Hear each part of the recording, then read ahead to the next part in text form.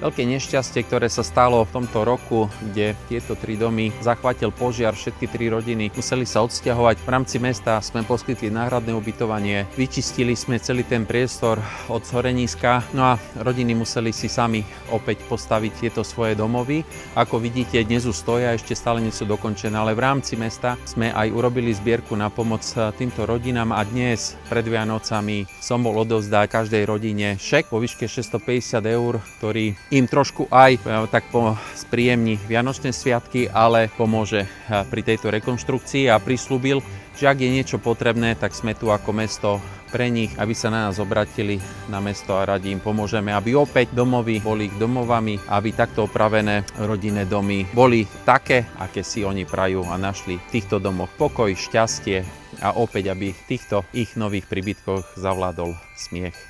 Všetko dobré vám prajem a pekné Vianoce.